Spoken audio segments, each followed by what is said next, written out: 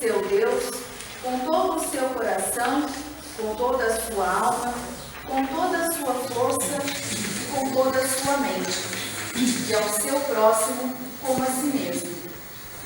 Jesus me disse: você respondeu certo, faça isso e viverá.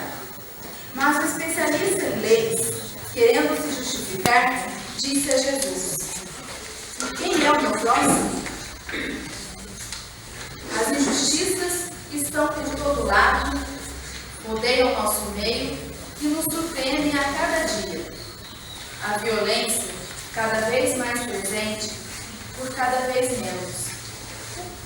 Uma triste situação que cresce aceleradamente, e a pergunta é: o que está sendo feito? Pois enquanto isso,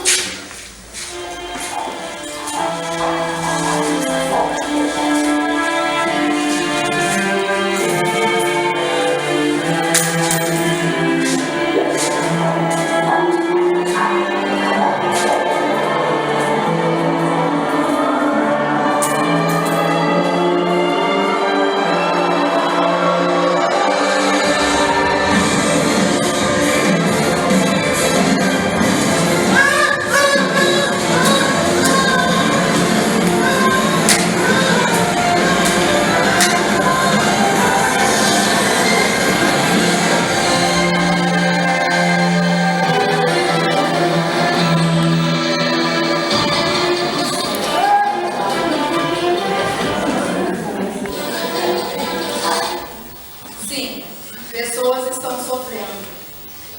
Seres humanos estão sendo tratados com extrema violência. Estão perdendo a vida.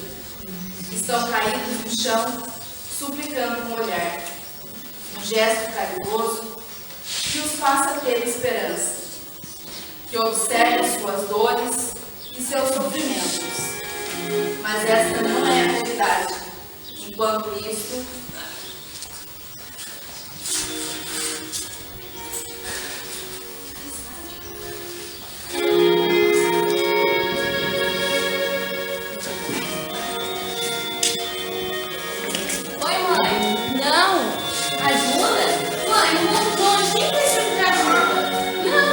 nem sofrendo?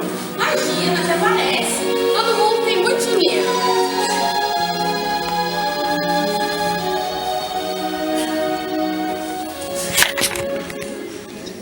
mas a ordem é que amássemos, acima de tudo, e que eu falasse línguas sem amor de nada para ele. E com isso,